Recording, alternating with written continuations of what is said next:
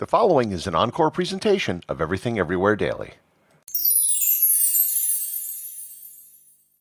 In the Middle Ages, a legend persisted among Europeans that there was a Christian ruler in Asia, or Africa, who would come and join with European Christians to help fight the Muslims during the Crusades.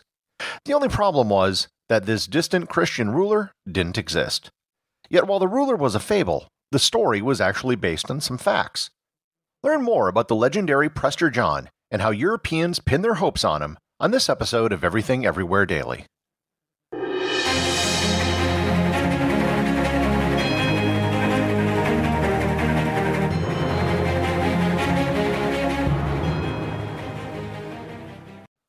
This episode is sponsored by newspapers.com, the largest online newspaper archive. Are you captivated by stories of the past? Well, of course you are. You listen to this podcast. Then look no further than newspapers.com, your ultimate resource for exploring history. Newspapers.com is like a time machine. Dive into their extensive online archives to explore history as it happened.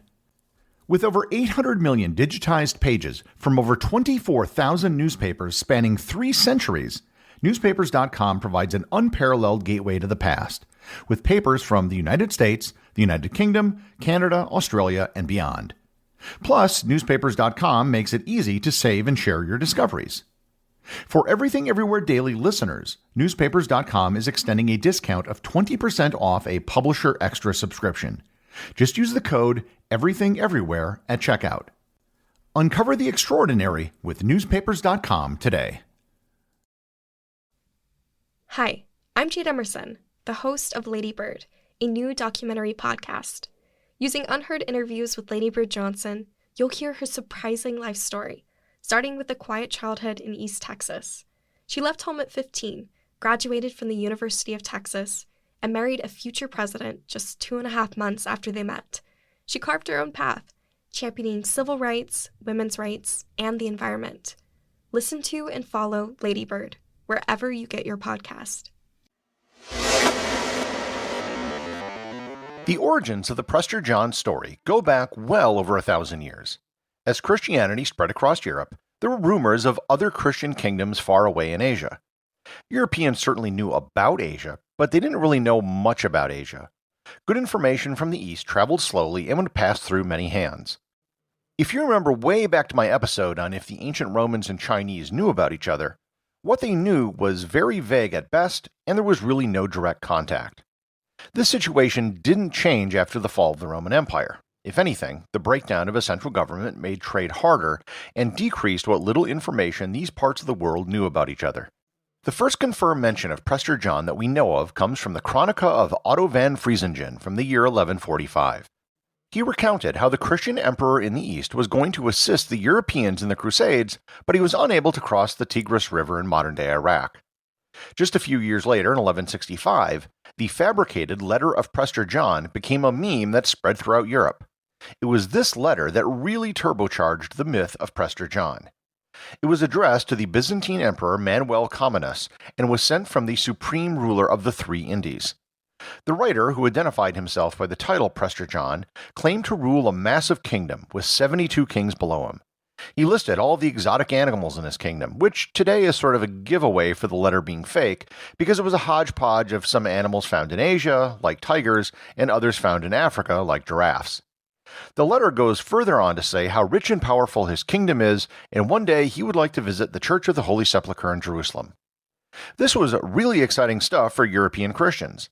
In 1177, Pope Alexander III sent Prester John a reply, but of course he never heard anything back.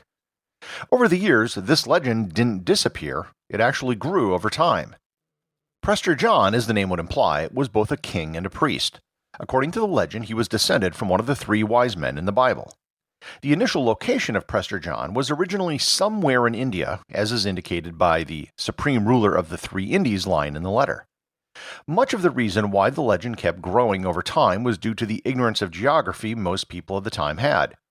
There were references to Asia and Africa mashed together, and most people had no clue that was a problem because both Asia and Africa were just faraway places to them, and they had no clue what was really there. In 1221, the Bishop of Acre, a city in modern-day Israel, returned to Europe after the Fifth Crusade, which did not go so well, with great news. King David of India, the grandson of Prester John, was working his way west, conquering the Muslim armies along the way. This was mostly wishful thinking, as the Christians in the Levant were getting beaten badly by the Muslims at this point. As it turns out, the King David he was referring to was none other than Genghis Khan, who was indeed working his way west, conquering kingdoms, but he wasn't a distant Christian ruler. It was at this time that the legend of Prester John began to change. More Europeans than ever were now traveling to Asia, since much of it had been unified under one Mongol empire. Many ambassadors and members of the clergy were sent to the court of Genghis Khan to try to work for an alliance. The new story was that Prester John was the stepfather of Genghis Khan, Togrul.